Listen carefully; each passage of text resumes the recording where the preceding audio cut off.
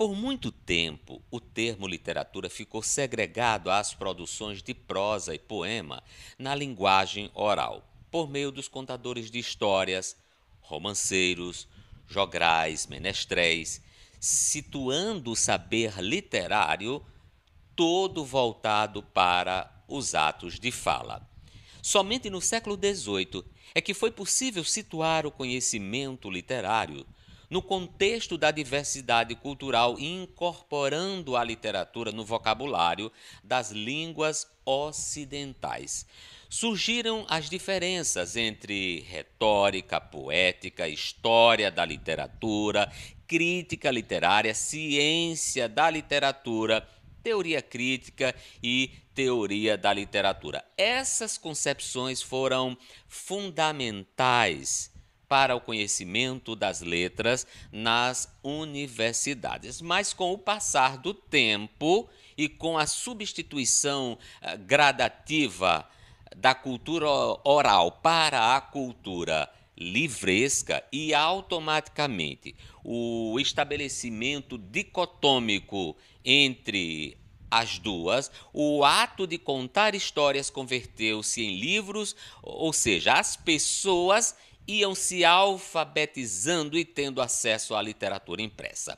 Já naquela altura, e por volta do século XIX, principalmente no século XX, é que começaram as designações de literatura oral, literatura escrita, feminina, literatura popular, científica e também a literatura infantil e por aí vai.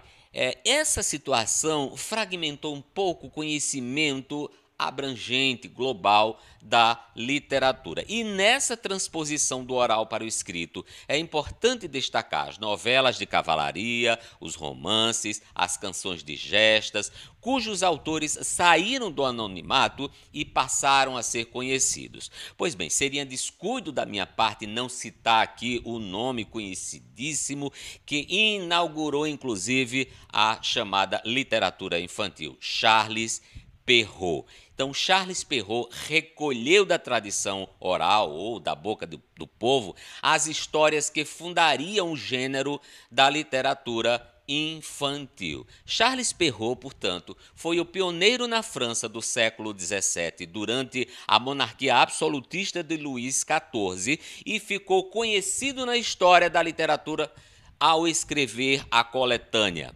Contos de Mamãe Gansa, isso em 1697, com 8 títulos publicados. As Fadas, Chapeuzinho Vermelho, o Barba Azul, o Gato de Botas, a Bela Adormecida no Bosque, Cinderela, Henrique o Topetudo e o Pequeno Polegar. Pois bem, os contos de Mamãe Gansa já nasceram com princípios educativos, assentados numa moral explícita. O maniqueísmo imposto pela ideologia religiosa da Reforma Luterana e da Contra-Reforma, isso no século XVI, teve uma influência enorme nos contos, muitos dos quais ganhando versões que se distanciavam do original. Tanto assim que Perrault deixa claro o propósito de sua obra ao valorizar comportamentos de pudor com o intuito de prestar serviços à cristianização dos povos.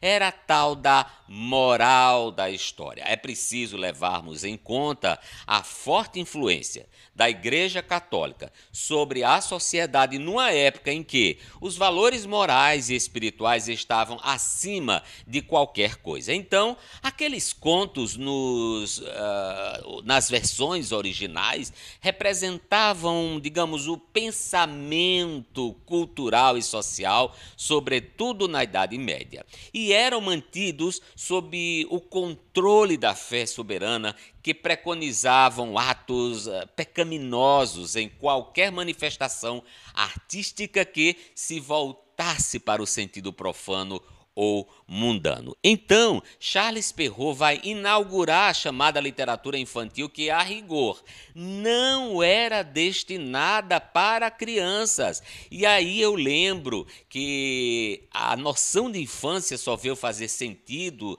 na Europa e por volta do século XVII. Antes disto, a criança era vista como um adulto em miniatura. E quando as histórias eram contadas no cair da tarde, nos chamados serões, as crianças muito provavelmente já estivessem dormindo e não participassem daqueles encontros para a debulha coletiva do milho, ou então do feijão, ou do produto rural, por força da coleta, não é? Da jornada de trabalho.